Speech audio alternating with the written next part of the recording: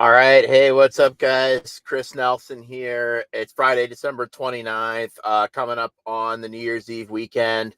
And want to do a quick video because there's a couple things going on here. And first is Donald Trump has canceled a rally, okay? Because why? He's too afraid of answering questions from college kids, okay? This is what he's come to. And we hear over and over again about how, all right, is this gonna hopefully the dang, I can never get a good connection here. I think I kind of have a good connection though. All right. Okay, there we go. There we go. All right. So yeah, because I'm in my truck office again today. Okay, so we always hear this that, oh, DeSantis can't get people to his events, and he only has so many people, and they're nothing compared to Trump's grand rallies. DeSantis isn't doing blah blah blah. Look at the polls. Look at the polls. Why don't you just give up? Just give up. It's over. And I go, well, okay. When's the last time Trump's been in Iowa? Well, the answer is 2 weeks ago. Right? He hasn't been to Iowa in weeks. He hasn't had campaign events. So while DeSantis is having events every day, Trump hasn't been there since I think December 17th. And if any of the Trump humpers watching this want to prove me wrong and say he's been there recently, let me know, because I looked it up and I'm trying to find when he was there last. Now, you go to his events page.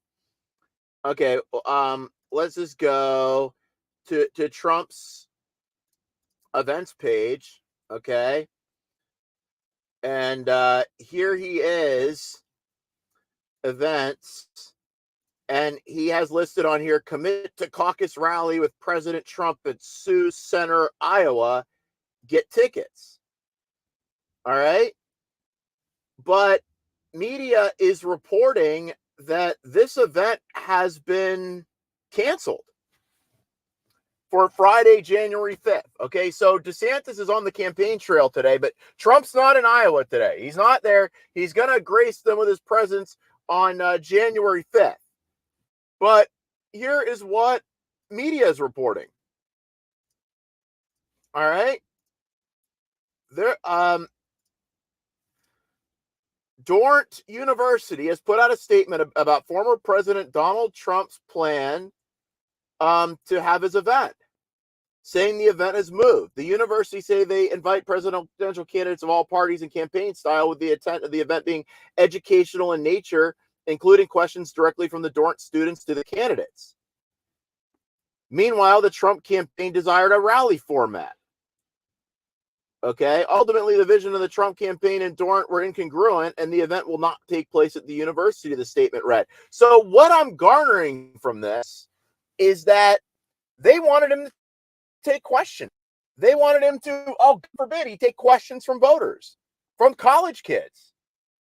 And he said, no, I'm not going to be doing that.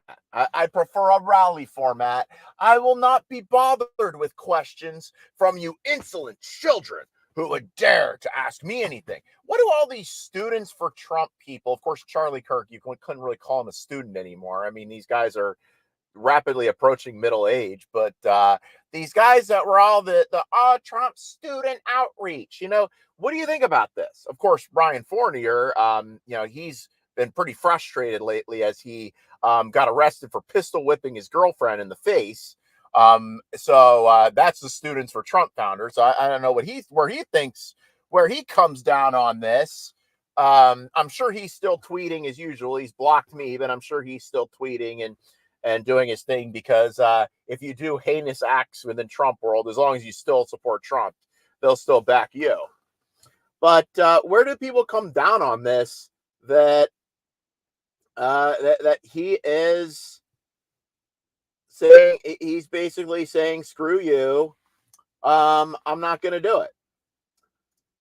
Because I'm not going to answer any questions from Oh, here we go. I'm not going to answer any questions. Oh, it's incongruent from voters. Meanwhile, Ron DeSantis is taking questions like crazy. Meanwhile, okay, we'll go over here. Oh, the vision of the Trump campaign and the Dornt were incongruent. So basically, his vision was he stands up there and rants and raves for and confuses people and talks about how he's going to get revenge on everybody. Maybe praises Hezbollah, praises brutal dictators. But their vision was that he actually should answer questions from these college kids, and he said no, that's incongruent. Okay, I mean, this is a similar campaign to what Biden ran in 2020.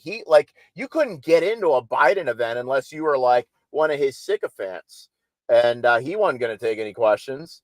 And Trump's running the same style of campaign. I mean, if you had a connection to the teachers union, you could get in or something like that. But Trump is running the same kind of campaign that Biden ran in 2020. And what do his supporters say? Well, screw you, Chris. This is fake news. Because they get mad because the Trump rallies are his sacred cow. They're the sacred cow for the campaign. It was moved to a new venue, you moron. Da, da, da, da, da. Well, here's my liar.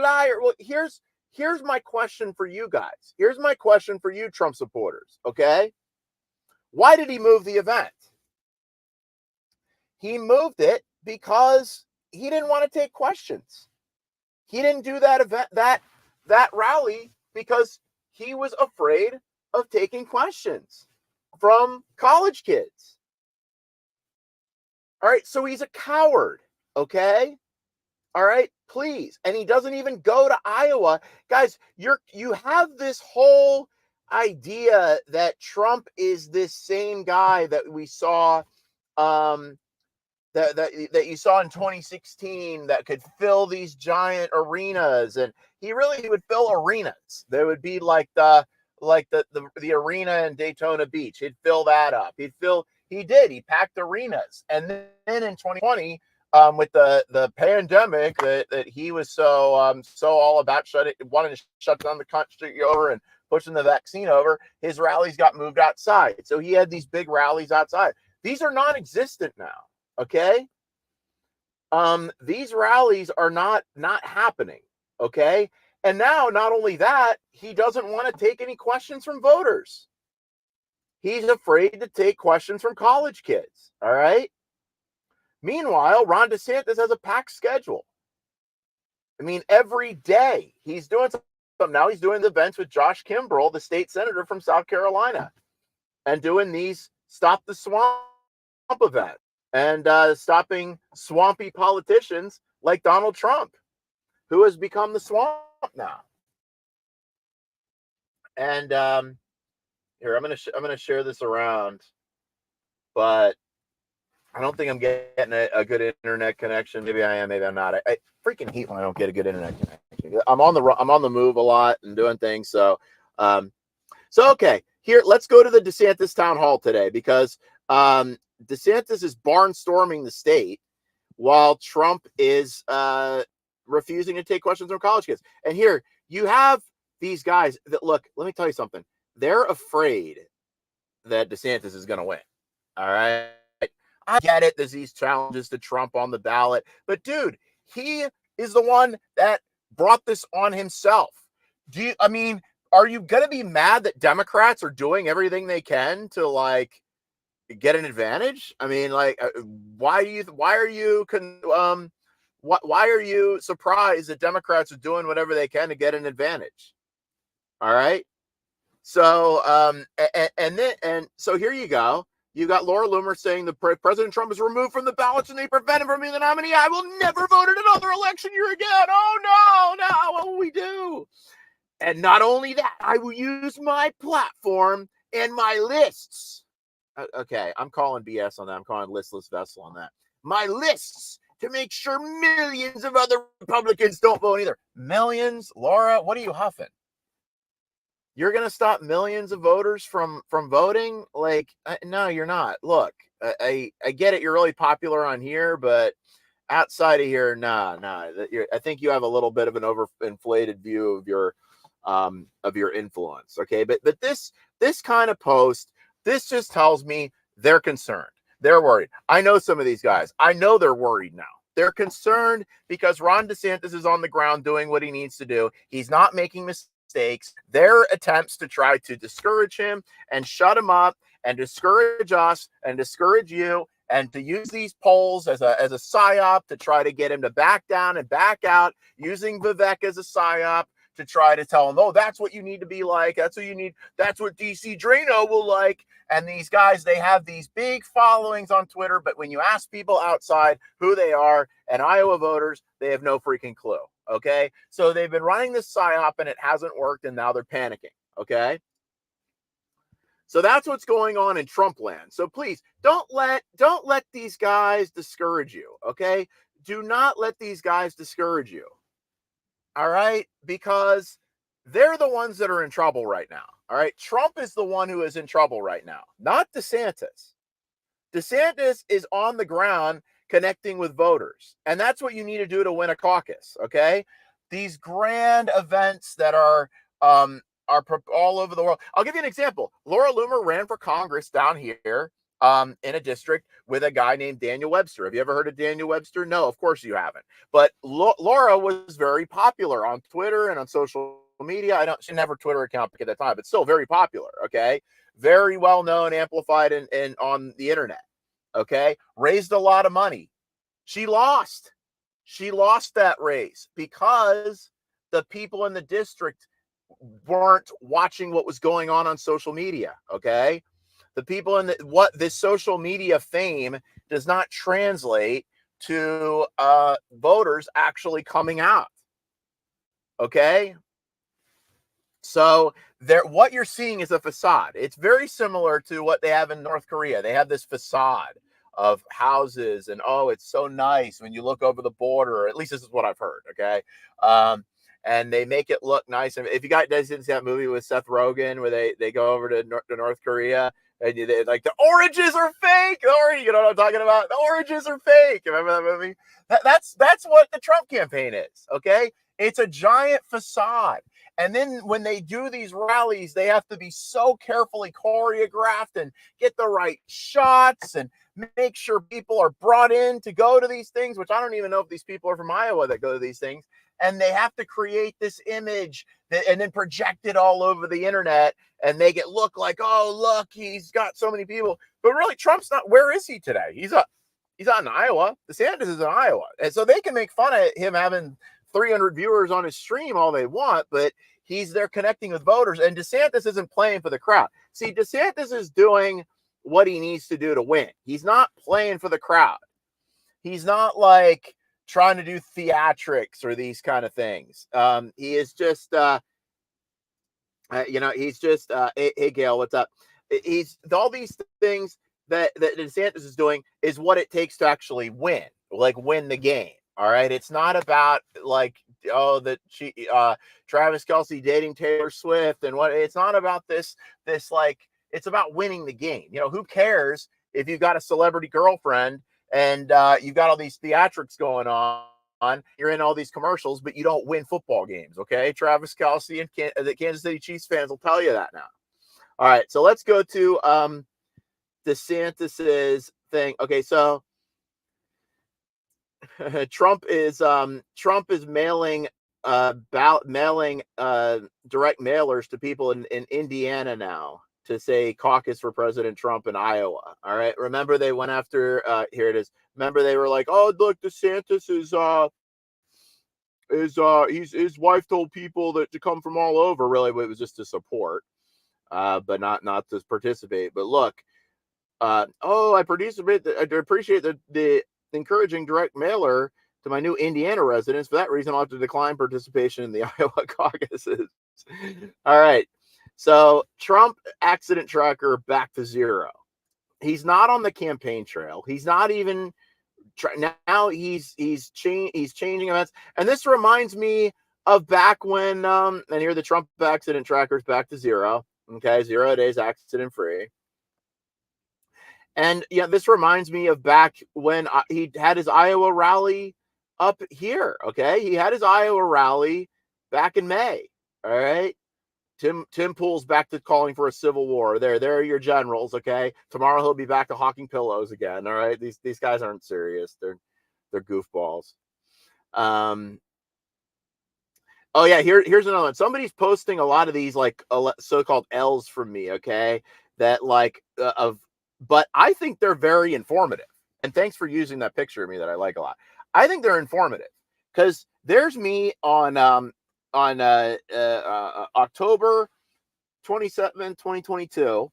Okay, January 6th was not an insurrection, and Trump won the 2020 election. Yes, I believe that to my core. I was a true believer in that through 2022 until I saw the movie. A Storm Foretold, and saw the things Roger Stone said, until I saw what Jason Miller said to the January 6th committee and Pedro Gonzalez came out with that report, until I heard what Steve Bannon said. That's what I believed. Now I know Trump lost the election. He knows he lost the election. And if Trump had told the truth and done the right thing, then it wouldn't have been a problem. Okay. Okay, so so now 2023 was a year of awakening for me. I don't know if it's a year of awakening for you, but here let me get to the DeSantis event. I'm gonna replay it. Let's watch the DeSantis town again. Okay, here we go. Let's watch. The other board members that are here are Gina, over here, Matt, and Polly. Welcome to the center. And I wanted to welcome especially our veterans that are in the audience. Thank you very much for attending.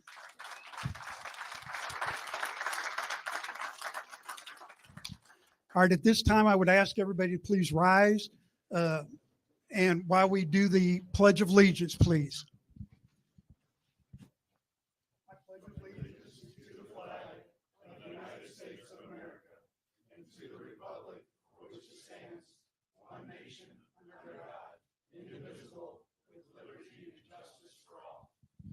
Now, if you'll remain standing, at this time, we're asking Chaplain Kirk Graham, a 28-year Army veteran, to come up with a short prayer.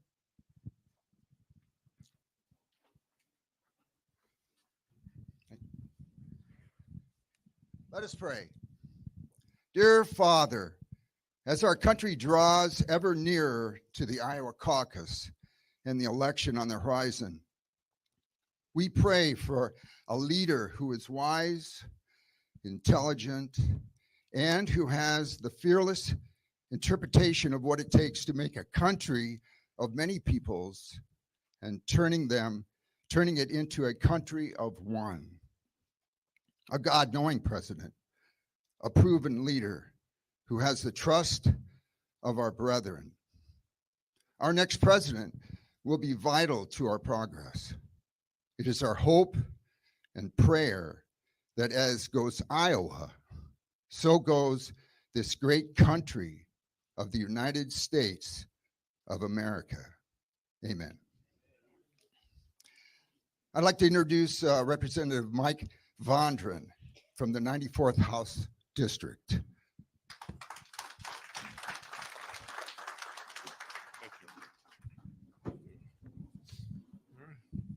Good morning. How was everybody's Christmas? Well, I'm going to dial you in. We had a holly jolly COVID Christmas in my house. Yeah, it was a doozy. Somebody asked earlier, how was the meal? And I said, well, if you could taste it and smell it, I'm sure it was wonderful.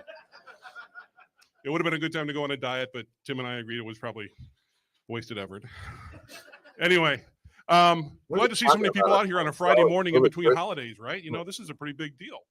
You kind of picked the wrong guy to open this I up. think this is maybe the 6th time I've had the pleasure of being with the governor for a meeting like this. I mean, this guy is traveling the state like nobody I've ever seen before. Yes, he is. I think it's just amazing. You know? All right, okay. Some people think COVID is real. All right, I get it. Things in common It's in the Florida, flu, but okay. It's one of the reasons that early on in this campaign, I threw my endorsement as a House member behind the governor. All right, Florida thank seem you, to be in thank you. sync. Don't you agree? Don't you agree we're all going the right direction? And I think that's Yeah, something get we me need in there to continue do, fire is these going in guys the up. right My direction. goodness. I Yeah. am so anxious for 2024 to get here. I tell you, All right, here, let's I'm counting the days. I'm gonna skip it out here. Because we all know that it can be. When it happens, I can promise All right, you that. this guy's pretty So good. I'm here for two reasons, really. Ultimately, to make sure Ron DeSantis is the next president of the United States. Also, to defend the reputation of my state. Because right now, we've got a candidate, y'all may have heard of Nikki Haley, who's running around telling everybody she made South Carolina a red state. For starters, we were a red state long before Nikki Haley, and we've gotten redder since Nikki Haley. Just said it, more chance to flee the cold to come down here. Thanks so much for coming out. Thank you, Josh. Thank There you, we Mike. go. Appreciate There that. it is. Okay. All right. Great to see everybody in between this period in between Christmas and New Year's. I hope you all had a Merry Christmas. You know, normally as governor of Florida, when I see people in the Midwest during this period, it's in Marco Island and Naples and all these great places when people flee the cold to come down. I think half the Midwest is in Florida over the winter, particularly in Southwest Florida. So we appreciate that, and our state's doing very well, and partially because we're a state that people want to be in.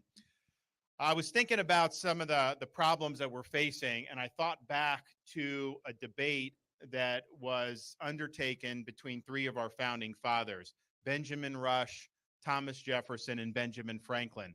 They had a debate about what was the world's oldest profession.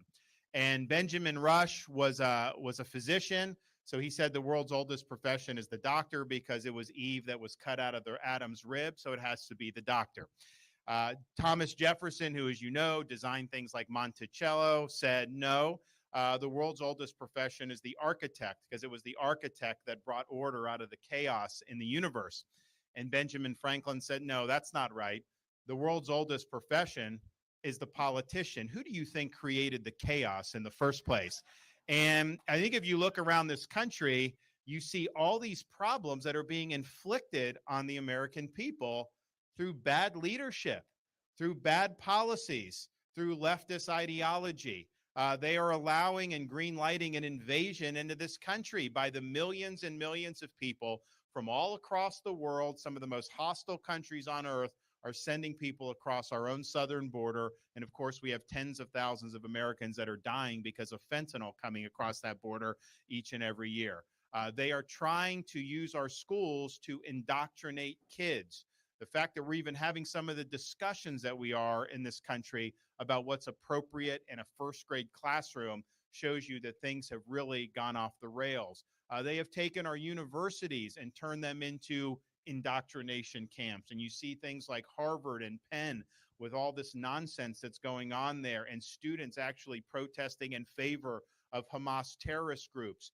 They have unleashed crime, particularly in our urban areas, by not enforcing the law and letting the inmates run the asylum and even releasing dangerous people from prison.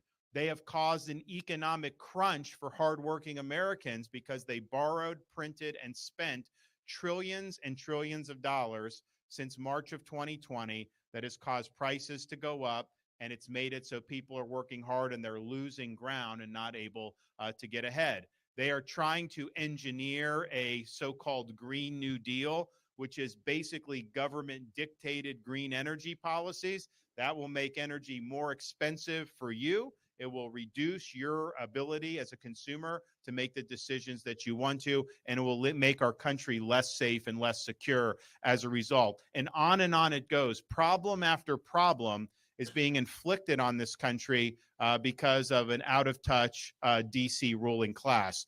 That needs to end in 2024. I will bring it to an end in 2024, believe me. And if you think about, you know, how we have a lot of veterans here. How many veterans? Raise your hand who's a veteran. Thank you for your service.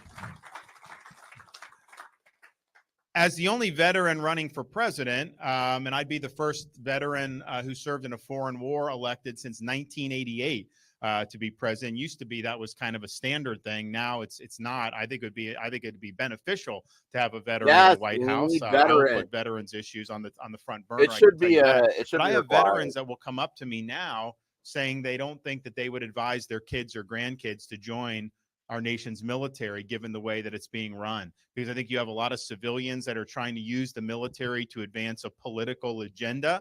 You see social experimentation. You see things that are being done which are not designed to accomplish the mission. And the thing about it is, when you get in place like I was in Iraq, people come from all walks of life. They have all different views. They have different stuff. But you check all that at the door, and you put everything on the line to accomplish the mission. If you don't do that, people die. And so it's mission above all else. When people see that that's not happening, of course, fewer people are going to want to join. When they had the COVID vax mandates, knowing that it didn't prevent people from getting COVID, and even people that had already had COVID and had natural immunity are still forcing this, that tells people that may want to join, say, wait a minute, the people that are making these decisions, they have a different agenda. It's not what's best for the mission. And you see that all across the board. Recruiting is at the lowest level it's been since the Vietnam War ended and the draft was abolished. That's not good. I think we need to take all this nonsense that they've allowed to get in the military, the woke, the social experimentation, the political, rip it out on day one and throw it in the trash can. And that's what I'll do as commander-in-chief.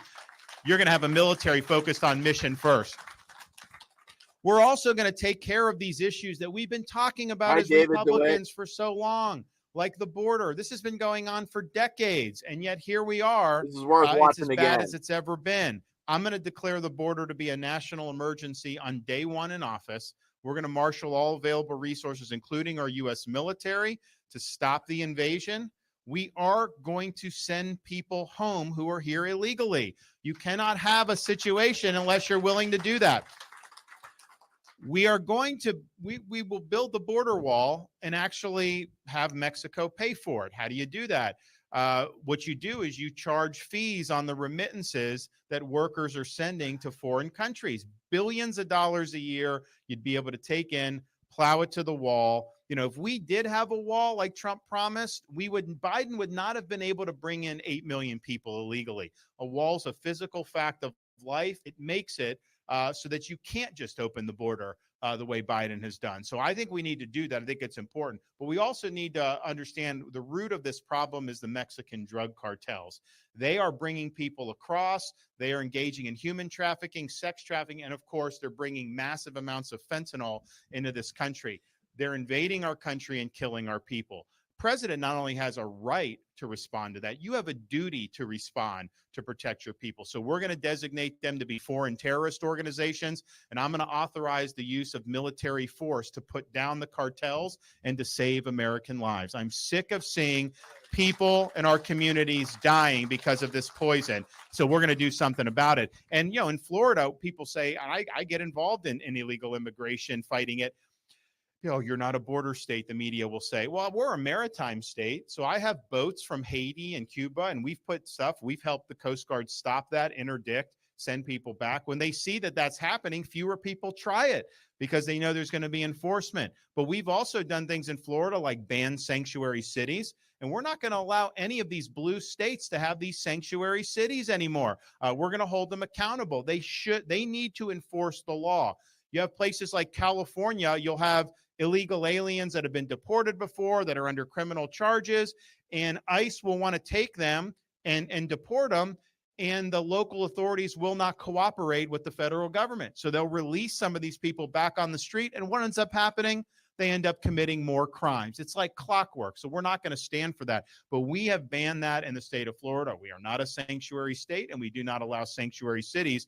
I also sent troops to the border to help Texas. Part of the problem that Texas has had is that the federal government will not allow the states to enforce federal immigration law. I will allow that as president. We're going to have states, sheriffs, all hands on deck to enforce the law. Someone comes across the Texas border, Texas should be able to send them back. You don't give somebody a sheet of paper and say, come back 2 years for a trial. And it's ridiculous. So we're going to have a new approach on that. And in Florida, we've helped Texas, and we're proud of it. And then we've even transported illegal aliens to sanctuary jurisdictions like Martha's Vineyard. You see what's happened in New York City with Texas. These folks want to impose open borders on the rest of the country, but they do not want to have to live under the consequences of their own policies. And so you see how they respond when they have to deal with what other communities are having to deal with. We're not going to let people in illegally, of course, but to the extent people are there and have some type of right to be there, it should be the sanctuary jurisdictions that have to deal with the problem. It should not be states like Iowa and Florida that are doing things right. So you're going to see a new approach to this border. You're going to see one that's actually successful. We are not going to drop the ball on this. I do not want to be in a situation where we say, oh, we didn't do the wall, we didn't do this for all these reasons. No, no more excuses. You got to get the job done, and we are going to get the job done. The other thing is you look at how the federal government spends money, how they conduct themselves in Washington. In Florida, we've cut taxes every year by record amounts. We've run budget surpluses. And since 2019, we've paid down 25% of our state's total outstanding debt. Florida has the lowest debt per person ratio in the entire country. Every Floridian, an individual Floridian share of our state debt is $661. What is your share for the U.S. federal debt per American? $100,000. I think we're doing it right in Florida and showing that it can be done. And we've vetoed wasteful spending. We've kept the government in check. Talk about the size of government. State of Florida has millions of more people than New York State does now, and yet our budget is half the size of New York's budget. And people in our state employee footprint, we have the lowest per capita government employees at the state level in the entire country. And yet when people move to from New York to Florida, what do they tell me? Oh, your services are better. Your roads are nicer. Your schools are better. Well, how come we're able to do this at half the footprint and half the cost? It just shows you so much of what government is bloat. So much of it is not necessary. We've shown an ability to do it in Florida, but this is the root of the problem, because what they're doing is you're paying the bill for their recklessness. They charge it on the credit card. The politicians don't have to worry about it. It's you're paying more for everything, interest rates. That's all on you. And DC is fine doing that. I think 5 of the 8 wealthiest counties in our country are suburbs of Washington, D.C. That didn't happen by accident. It happens because of the largesse. It happens because of the things that are being done in Washington to benefit themselves and the entrenched interests at your expense. That will stop when I become president. I mean, we are going to return this government to its rightful owners, which is we, the American people. You count on that. Hey guys, sorry, I got. I look at things like crime. I'll go back to this because I got a little distracted for a minute. I just got to tell you, I got some breaking news here. Okay. So, isn't he great? We'll get back to that in a minute. So down here in South Florida, we had to deal with lockdown tyrants. Okay. And they were the county mayors. One of them was Carlos Gimenez in Miami, who has now endorsed Donald Trump for president. Another one was named Dale Holness, and he was the Broward mayor at the time. Okay. His whole family has gone down for corruption. His daughter was running a COVID loan scam. His campaign manager was running a COVID loan scam. And now the feds have busted his other daughter for running a campaign finance scam. So just a little thing. DeSantis reeled these guys in, okay? The corruption down here was ridiculous. You had these guys trying to lock us down while they were enriching their own families, and it's disgusting. I called them out for it too. I'll play that in a minute, but that's some breaking news right here. The former lockdown tyrant mayor of Broward County, Dale Holness, second daughter arrested for fraud. So you had these guys, and these are the people that DeSantis took on down here. You have part of the crime epidemic is you have prosecutors that are getting elected on a political agenda, oftentimes with funding by people like George Soros who have an agenda, and they get in and they do not want to enforce laws that they disagree with. So they let people do things. For example, in Los Angeles, you can get mugged and the chance that the person is prosecuted is very, very slim. It's just kind of a fact of life because the prosecutor doesn't believe it's okay to do that. We had 2 of those prosecutors in Florida, one in Tampa, one in Orlando. They didn't want to enforce laws that they disagreed with. I didn't just sit on my hands. I removed both of them from their posts. They're gone. We need leadership. We need to restore the rule of law in this country. You cannot have the inmates run the asylum. You cannot have a prosecutor pick and choose which laws are valid and which laws aren't. If you don't disagree with the law, resign your post and run for the legislature and try to change the law. That's the way it goes. You don't just ignore the law, but that has fueled massive rise in crime in these cities. And look, a lot of these are deep blue areas, but I just don't think as Americans, we're not going to be successful if every urban area is crime infested. I mean, I was in San Francisco a couple months ago, and you hear stories about people defecating on the sidewalk and just using drugs. And sure enough, I got there within 5 minutes. I see a guy on the sidewalk just relieving. I'm like, this is crazy. When have we ever seen this? All these Well, people Donald need to Trump open their relieves drug himself markets. on It's like stage society has collapsed. allegedly. Enough of this. We need to have rule of law. We need to take care of business. Every family should have the right to raise their kids in peace and security from coast to coast. And we don't have that right now. That will change when I become president. You're going to see a new sheriff in town. You're going to see a lot of different things that are going to be happening. And I think about the political class and the political system.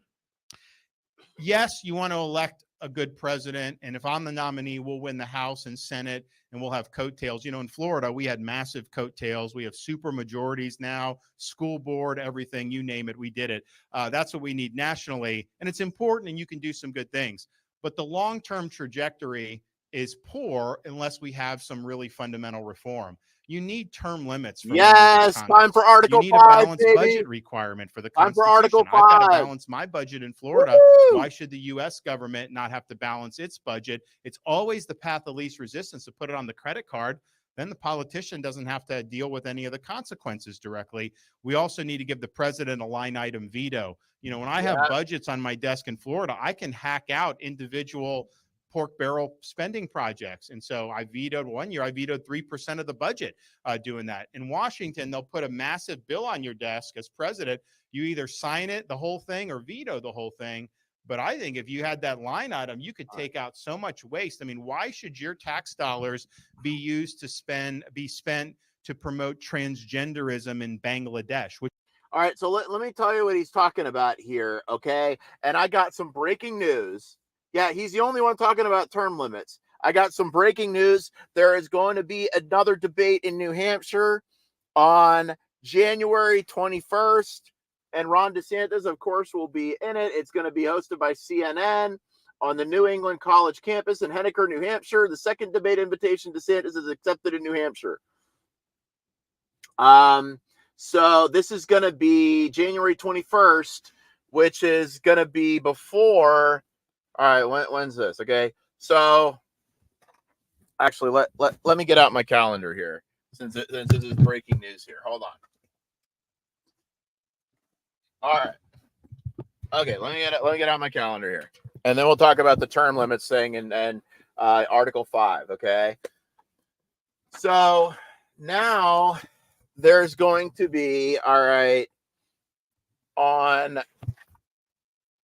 Thursday the 4th is going to be DeSantis and Nikki Haley town halls. Okay, Thursday, January 4th. Then and Trump's not going to participate because he's too chicken. Okay, he is a coward. No wonder he cried bone spurs. Do you notice his supporters are cowards too? Like they'll throw all this stuff at you, but then you throw any of it back at them and they go crying to daddy. They're like, they're like the kids on the playground that taunted you and harassed you and did all these things. But as soon as you hit them back, they run. You know, there was this kid that was a bully to me. I actually played baseball. I wasn't very good. And there was this kid that was this bully to me. His name was David back in, this was like early high school or maybe 8th grade. And he was just taunting me and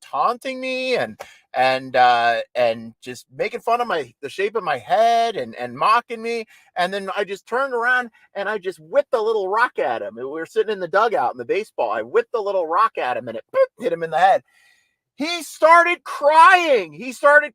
And running to his dad. His dad was one of the coaches, and this was a rich kid. I mean, I went to a private school, so there were a lot of rich kids. But this was like one of the rich kids. Okay, a lot of these people that support Trump, they were born into. You can tell they were born into privilege just by the way they act. That's how these kids act. They dish it all over the place, but as soon as somebody hits them back at all, they go crying to daddy. And then this guy and his dad, of course, went over and got mad at me, and I was like, oh, give me a break.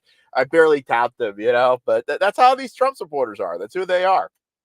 And that's how Trump is himself. He's a child of privilege. He got $1 million from his dad. Oh, that's pretty normal, Chris. No, I mean, what when he was young, which was how long ago was that? 1970s, 60s. I mean, Trump's not young. So these are all really wealthy, entitled people on Trump's side, if you haven't noticed. And born wealthy, they didn't really have to work for a whole lot in their life. So then we go to the following week. So then you're going to have the legislative session in Florida begins on the 9th. So you're going to have DeSantis back here for the start of the legislative session. Then he's going to be in Iowa on Wednesday the 10th for the Iowa debate. And during this time, you're going to have DeSantis. He's going to be doing the legislative session while he's running. So you're going to be seeing him governing in Florida and running his presidential campaign. It's all going to be going simultaneously, and that's going to be fun to watch. It'll be even funner if the COVID vaccine grand jury comes back soon. Nobody knows when they're coming back. That's what sucks about that. So then you're going to have the Iowa debate on the 10th. And then you're going to have, and that's just going to be DeSantis and Haley. Then the Iowa caucus on the 15th, and then Trump's defamation trial for Jeannie Carroll begins, the woman who he was found liable for sexually assaulting. Yeah, Trump was found liable for sexually assaulting this woman a while back and then defaming her. All this is going to be this is just what he's going to pay. He's already been found liable by the judge, so he's going to be in court, and this is just embarrassing. He's going to be in court. Trying to just say that, I shouldn't have to pay this woman all this money because he defamed her and all these things. So that's going to be going on. And then we're going to have this, this New Hampshire debate is going to be on January 21st, which is 2 days before the New Hampshire primary, which is going to be on the 23rd. So I just got a good feeling about all this, guys. I just got a feeling of all this. Drea, what do you mean if that's normal? I have to have a serious conversation with my parent. I don't remember what I said. But okay, so with what he's doing, all right, see you later, Mary Chu. So what he's doing, DeSantis here, he's talking about using Article 5 of the U.S. Constitution, which is the amendment procedure, okay? And Trump doesn't even know anything about this. His supporters and him are very disinterested in this. But this is how we impose term limits on Congress. And if you want to find out more about it, go to conventionofstates.com. I'm so glad that DeSantis has been talking about this. Mark Levin wrote a book about this in 2009. Of course, the Mark Levin of 2009 is a little different than the Mark Levin of today. So it would be nice if Mark Levin just, like the founding fathers that he says he's so fond of, if he just put his profits and his dumb little Fox News. When these guys get a Fox News show, it all goes to hell for them. I mean, but Mark Levin, there was Mark Levin before he had his Fox News show, and there's Mark Levin now that he's got his Fox News show, and they're two different guys, okay?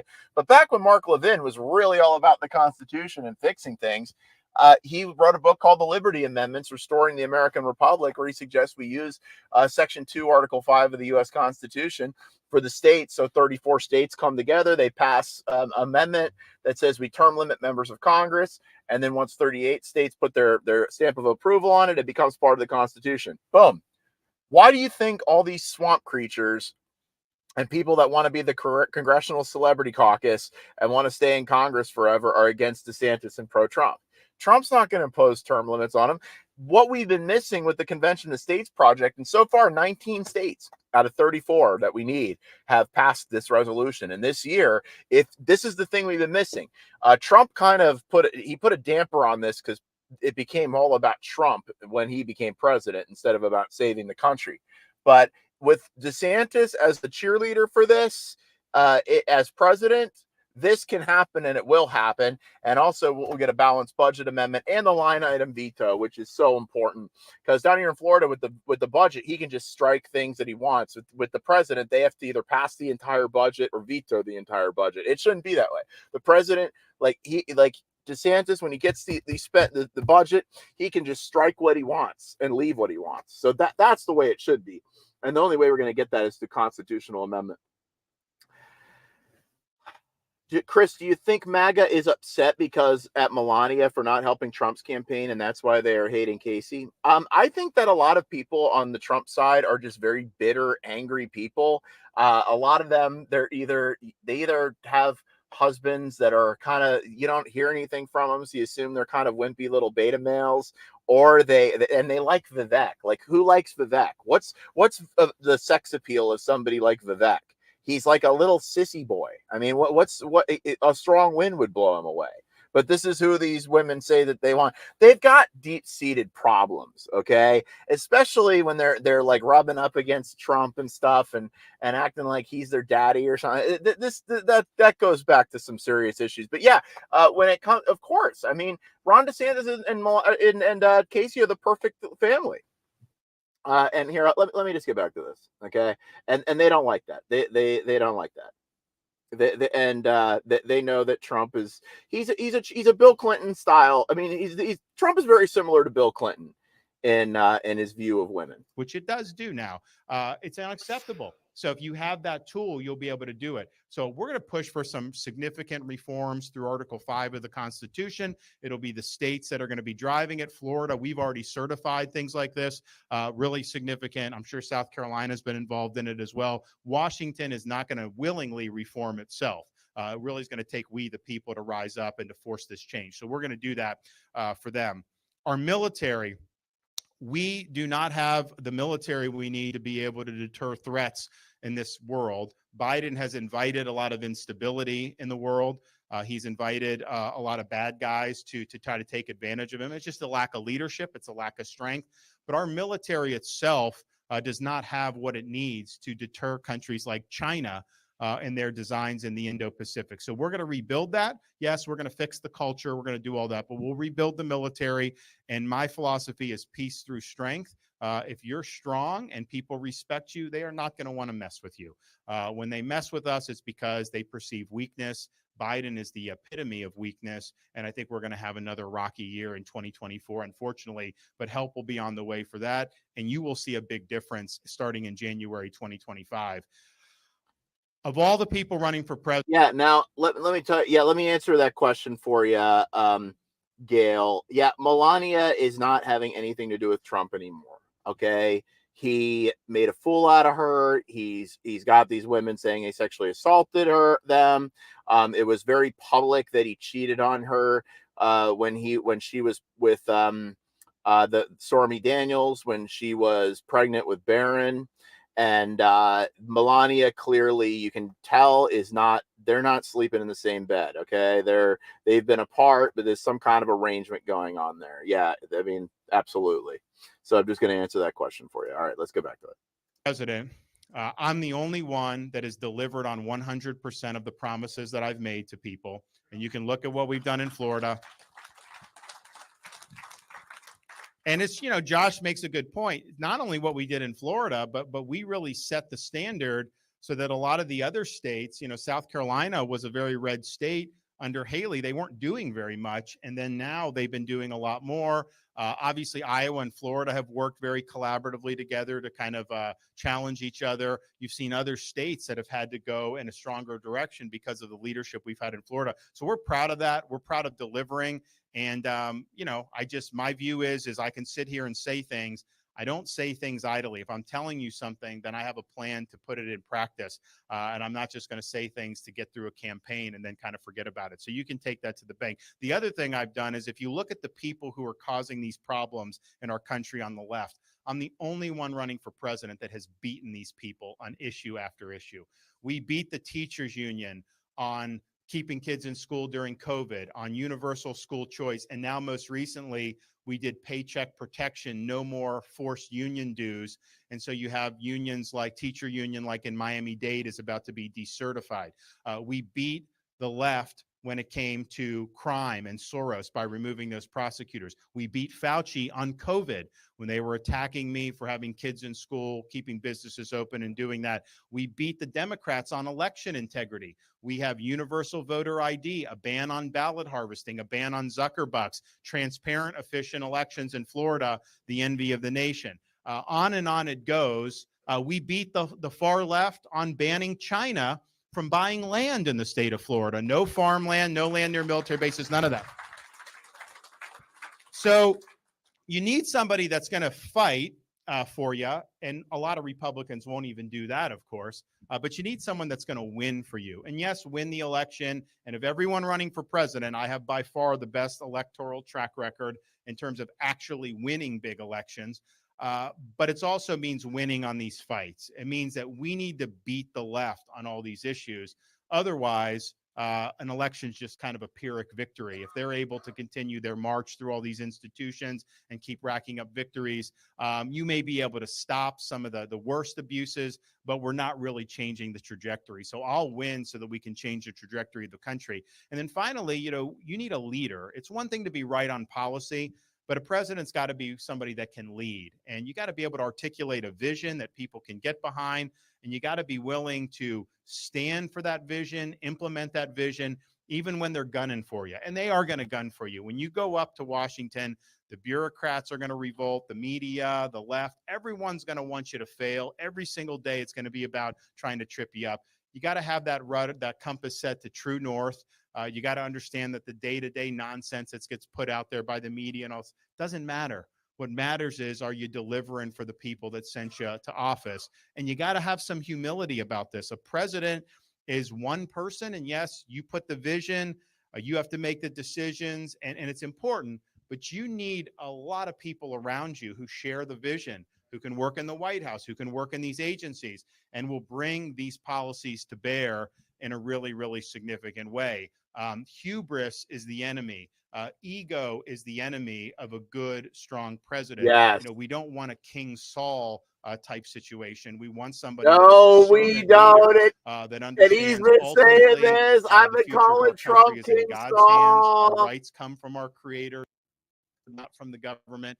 And we need to do all we can to make sure that everyone's able to realize their God-given potential. And that's what I'll do. So I'm happy to take some questions. I'll just end with this. I'm motivated to run because I see our country being in jeopardy of being the first generation of Americans to turn over to our kids and grandkids in America less prosperous and less free than the one we inherited. And if that happens, we will be the first generation in American history to do such a thing, because all throughout our history, people have stood up when freedom was threatened. They've sacrificed so that future generations would be able to have opportunities and to live in freedom. And I'm motivated because we have a first grader, kindergartner, and pre-K 3 at home. So my wife and I, these education issues are personal to us. The future of the country is very personal to us because we see it through the prism of opportunities for our kids. And I know that's true for many of you caring about your kids and grandkids and their future. But I'm also motivated by a debt of gratitude we owe to people that have come before us to sacrifice for us. I used to fly up to Washington, D.C., and there was a particular path you can take going into Reagan Airport that took you flush parallel to the National Mall.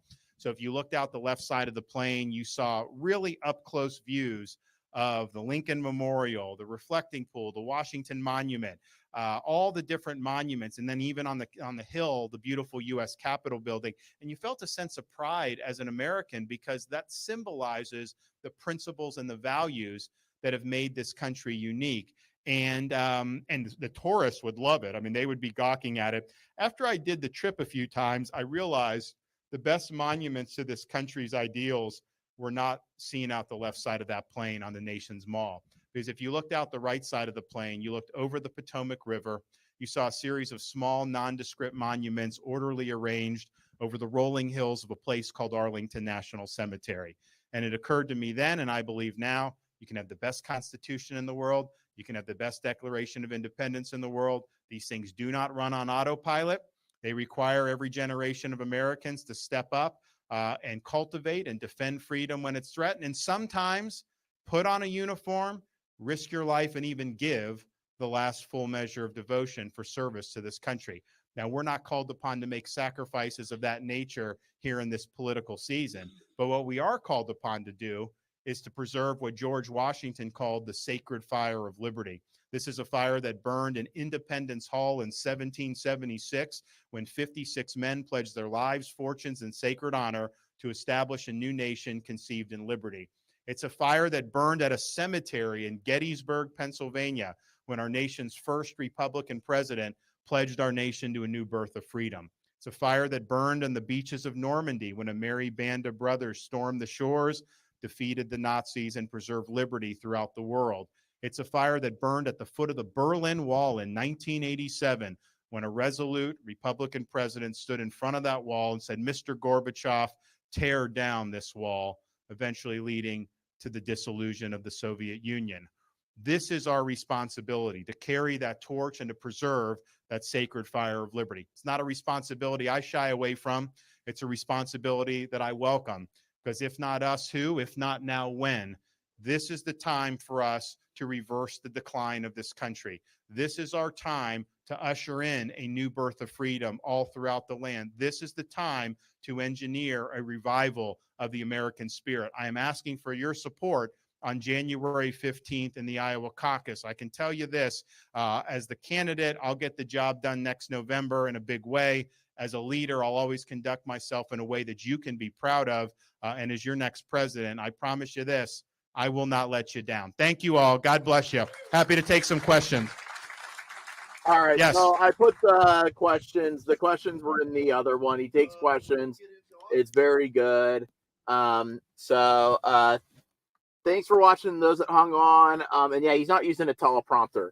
But yeah, I love listening to this and listening to this over. And he compares Trump to King Saul. And I've been using this comparison. I don't know who was saying it first, me or Steve Deese. Steve Deese have been saying it too. But it's very clear that Trump is King Saul was the king of Israel, the first king of Israel, who started out as a real great leader, but then he became full of himself. He was impulsive. He would have these fits of rage, and he had somebody that he brought in that was David. After David slew Goliath, slew Dr. Fauci, right? Kind of like some parallels here. And King Saul brought him in, and David would play the harp to chill him out and play music for him when King Saul would be flying into his rages, because he would fly into these rages. And then David became the leader of Saul's army, and Saul became so jealous of David that he tried to kill him. And he spent the remainder of his years trying to hunt down and kill David, who was lined up to be the next king.